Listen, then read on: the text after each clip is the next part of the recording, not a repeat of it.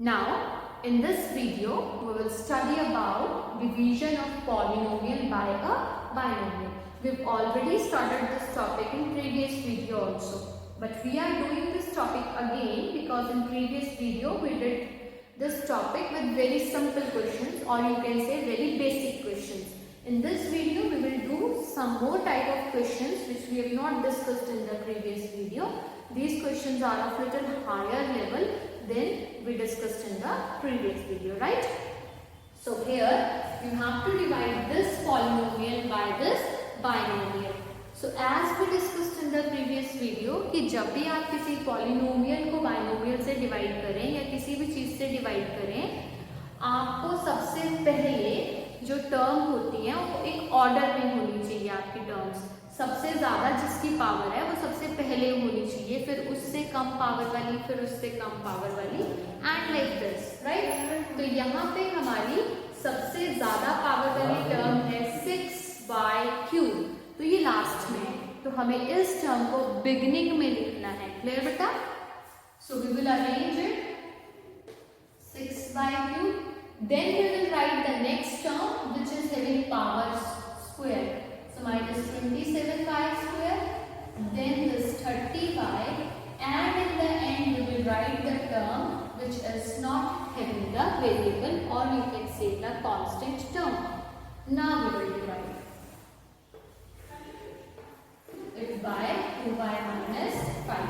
I will use this case for doing or for writing the questions on rubbing the question. In this page I will write the question. So let us start with the division now.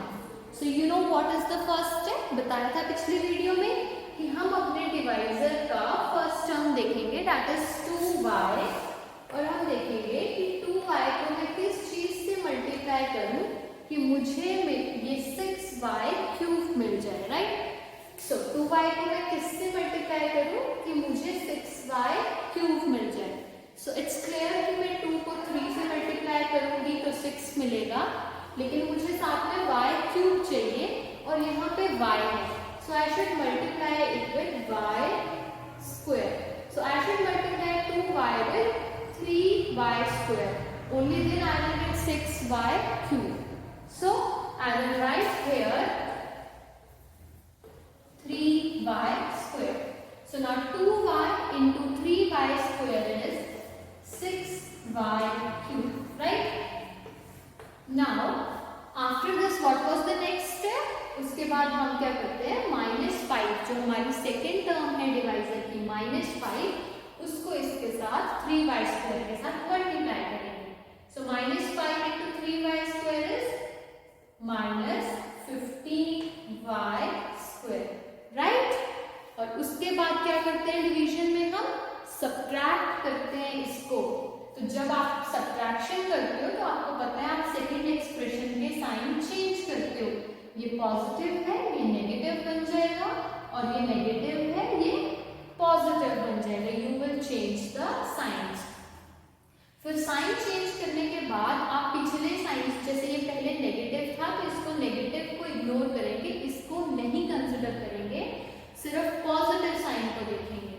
और यहाँ पे भी 6y³ positive था, लेकिन अब ये sign change करने पे नेगेटिव हो गया है, तो आप अब इसके पॉजिटिव साइन को कंसिडर नहीं करोगे. You will ignore that. आप सिर्फ नेगेटिव साइन पे कॉन्सेंट्रेट करोगे. So now 6y³ minus 6y³ means it will cancel out, and 27y, this is minus 27y², and this is plus 15y².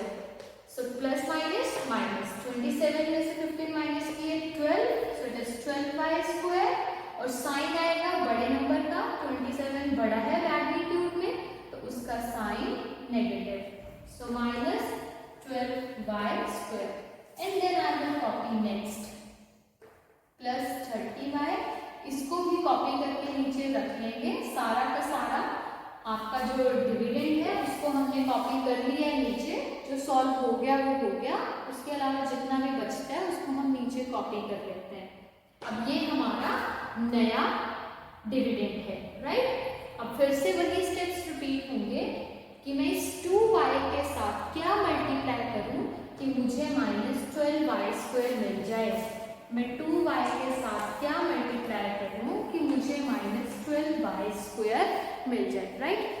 So this is if you want negative, so obviously आपको किसी negative number के साथ multiply करना पड़ेगा, और 2 को किससे multiply करें कि 12 मिले, ऑब्वियसली 6 से, और आपको y² चाहिए, यहाँ पे 2 के साथ एक ही y है, so you should multiply with -6y, right? So that we will write here -6y. अब आप 2y को जब -6y से मल्टीप्लाई करोगे तो आपके पास आएगा -12y², and then you will multiply this -5 with -6y, so minus minus plus, and 5 6 are 30y, right? And now you will subtract. So when you will subtract, your signs will change.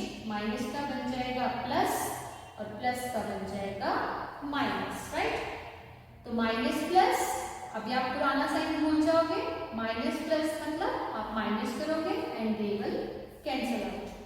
Here also you will forget this plus sign, और अब आपका है +30y -30y cancel, तो अब आपके पास तो यहाँ कुछ भी नहीं बचा, तो नेक्स्ट क्या बचा सिर्फ लास्ट में -20।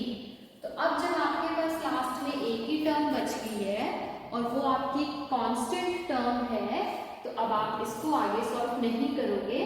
इन केस आपके पास यहाँ पे y वाली टर्म भी बच गई होती, यहाँ 30 नहीं होता, यहाँ 28 होता, तो आपकी 2y बच जाती, तो फिर हम आगे फिर से सॉल्व करते सेम प्रोसेस, बट यहाँ आप नहीं करेंगे क्योंकि यहाँ पे हमारे पास एक ही टर्म बच गई है एंड में, and that is our remainder. So in this question your question is 3y² - 6y, your remainder is -20, right.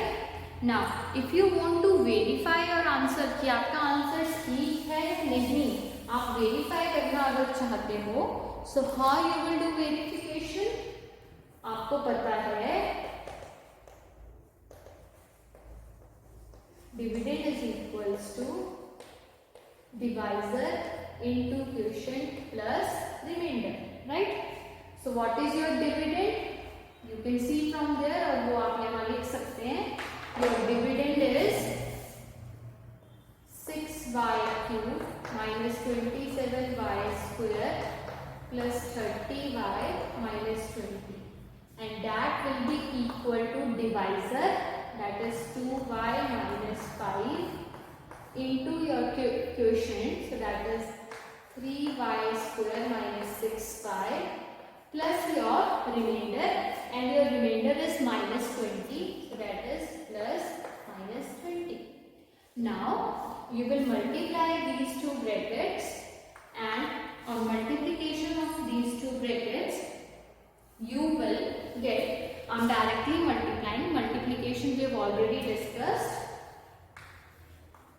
2y into 3y² is 2 3s are 6y³, 2y into 6y is 12y², then -5 into 3y is -15y², then -5 into plus 6y is plus 30y, and plus minus minus 20, right?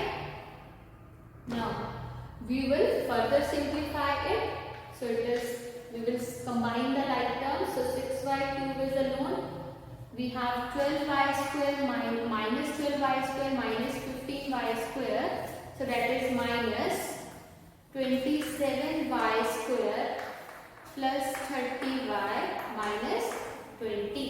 So you can see that this is exactly same like your dividend. So you have verified your division. Clear? Now we will do one more example. So in this example you have to divide, sorry I have written the incomplete question.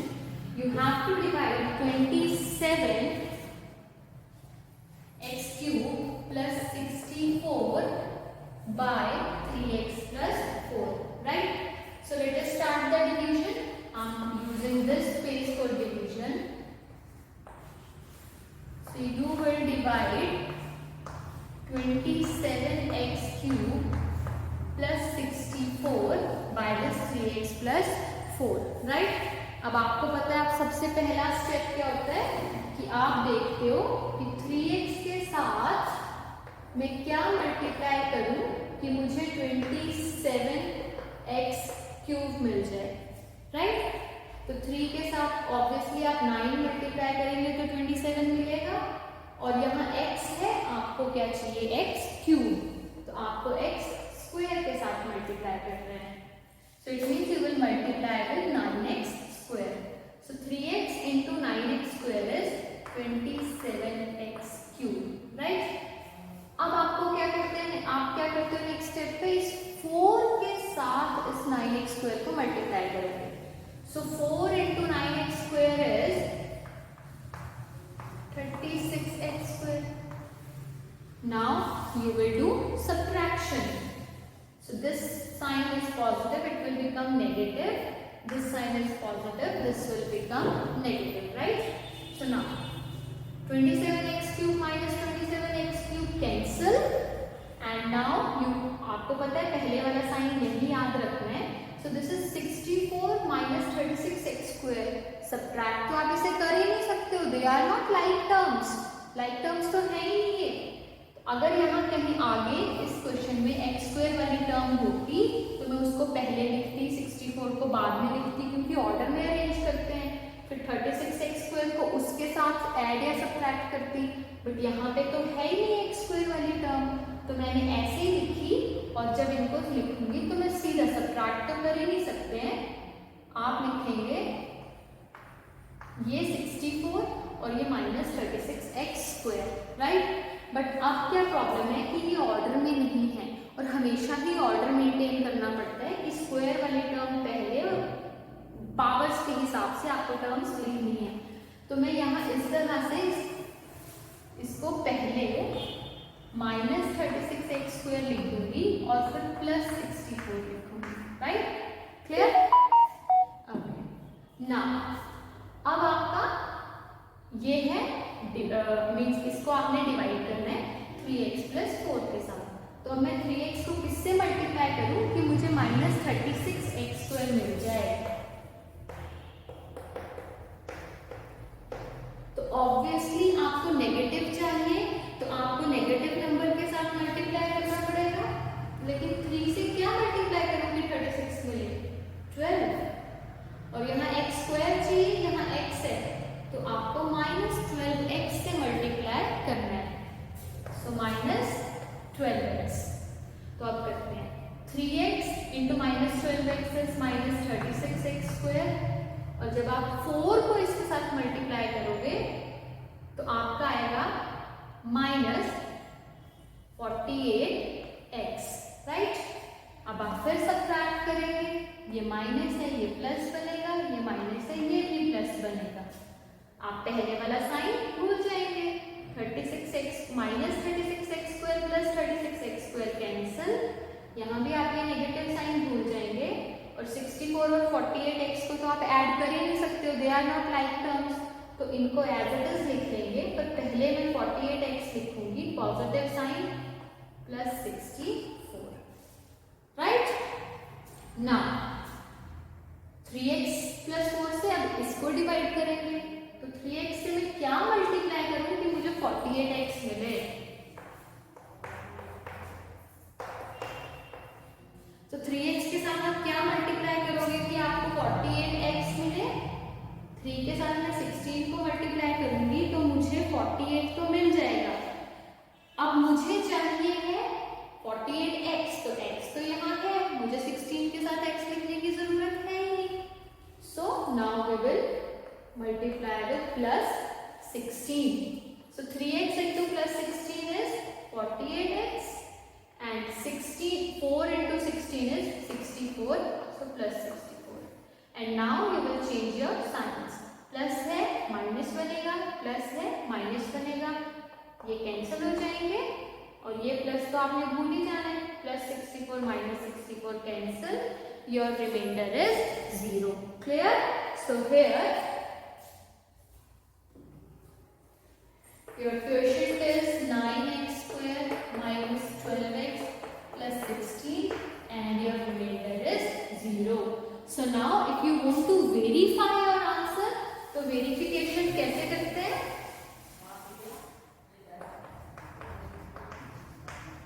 Dividend is equals to divisor into quotient plus remainder. So dividend आपका है 27x cube plus 64 is equals to divisor आपका है 3x plus 4 और quotient आपका है 9x square minus 12x plus 16 and your remainder is 0. Now you will do multiplication. So multiply these 3x into 9x, 3 9s are 27, x into x, x cube, then 3x into minus 12x, minus plus, sorry, plus minus minus, 12 into 3, 36, x into x, x square, 16 3s are 48, so it is 48x. Then I will multiply with 4, 4 9s are 36x square, plus minus minus, 12 4s are 48x, and 4 into 16 is 64, plus this 0. So now it is 27, we will combine like terms, so 27x cube की कोई भी like term नहीं है और 36x square की like term यहाँ है, minus 36x square plus 36x square cancel, plus 48x minus 48x cancel, and 64 plus 0 is 64. So your this divisor into quotient plus remainder is 27x cube plus 64, which is equals to your dividend. Hence you have verified your answer. Clear?